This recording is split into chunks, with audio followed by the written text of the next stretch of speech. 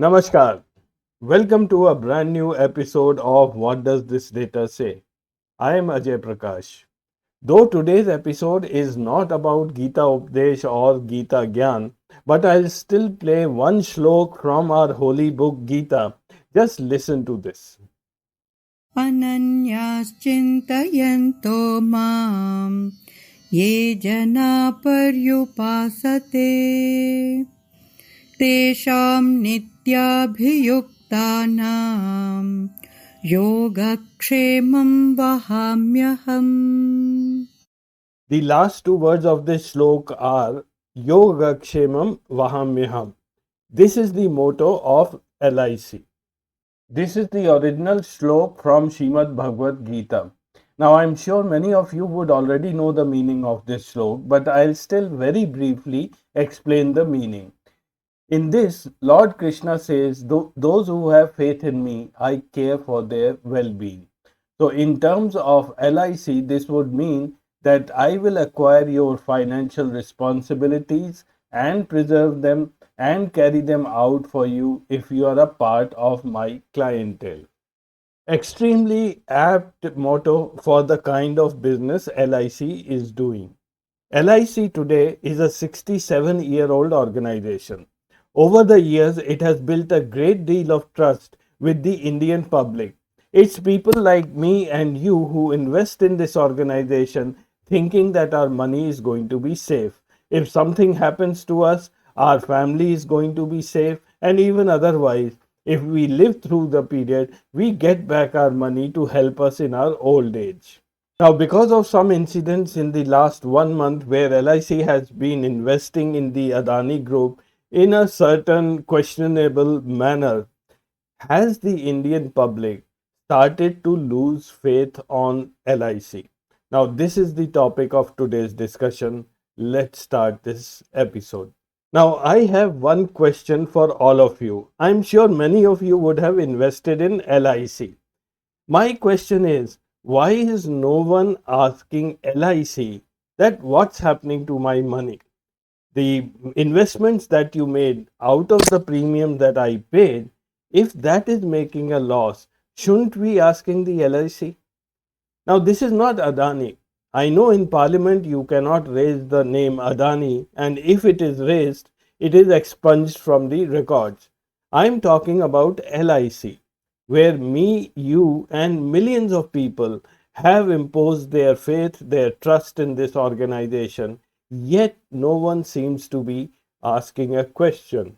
Now, before I talk about LIC's investment in the Adani Group of companies, I want to take you back a little bit and talk about the history of LIC and how Feroz Gandhi became a key player in the formation of LIC.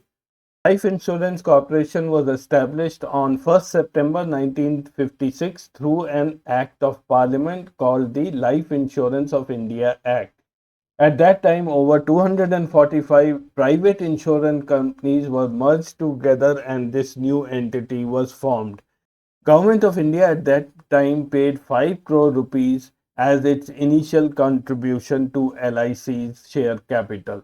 It was only in May 2022 that the company disinvested 3.5% of its equity through the first IPO. Now, since the company was formed through an act of parliament, you should remember that this is not a company registered under the Companies Act of India. I wish to once again stress the fact that LIC is not registered under the Companies Act of India. Now, this very fact creates several questions on the company's governance, its fund utilization, its investments, and its disclosures. Now, it's not a new phenomena that big business houses take leverage from the government for their own benefit. It has happened several times in the past, but the difference between then and now is that in the past, Parliament was always supreme. Whenever wrongdoings were noticed and the issues came up in Parliament, they were discussed, committees were formed to investigate, and the guilty were then punished. As of today, such parliamentary practices have been done away with. Now, regarding the role of Feroz Gandhi in the creation of LIC, I am referring a book called Feroz Gandhi, a political biography written by Shashi Bhushan in 1977. This, if you do an internet search, it's on many archival sites as well as the website of IIT Kanpur. I will very quickly read an excerpt from this book, which is very interesting. Immediately after independence, several businessmen who had grown close to the Congress party started abusing their newfound access to power. Among them was one Ramkishan Dalmia, one of India's wealthiest business barons. He used funds from a publicly traded fund and a private life insurance company, of which he was the chairman, to fund the acquisition of Bennett and Coleman, the famous Bennett and Coleman in 1946. Because of these funds were pulled out from the bank went bankrupt. Now, this was brought to the notice of Feroz Gandhi, who raised this matter in Parliament in 1955. Feroz Gandhi documented this incident. He did extensive research, and the finally a investigation committee called the Vivian Bose Commission of Inquiry was set up. Dalmia had to mortgage Bennett and Coleman to repay the money. However, he could not escape going to Tihar jail. Ramkishan Dalmia, the colorful man that he was, it is alleged he bribed a doctor to get a false medical certificate so that he could spend his jail term in a hospital. And then he quickly returned back to his sixth wife.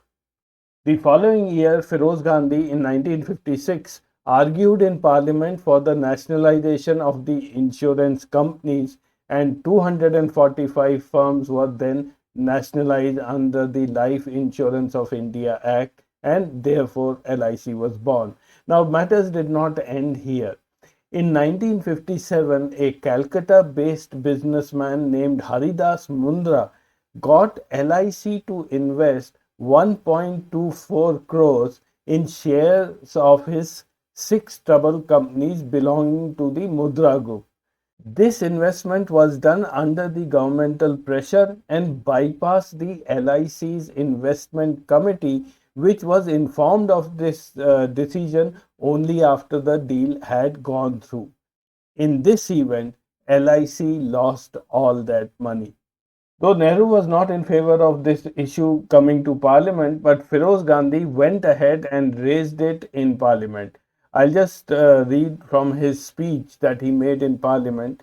Feroz Gandhi said Parliament must exercise vigilance and control over the biggest and most powerful financial institution it has created, the Life Insurance Corporation of India, whose misapplication of public funds we shall scrutinize today.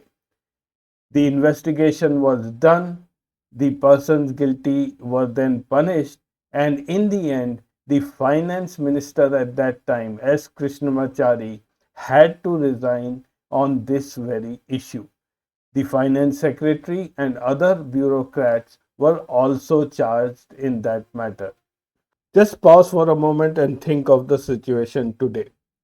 Today, when a similar thing has happened, the name cannot be raised in Parliament, let alone scrutinizing the issue. When Rahul Gandhi raises this issue, his comments are then expunged.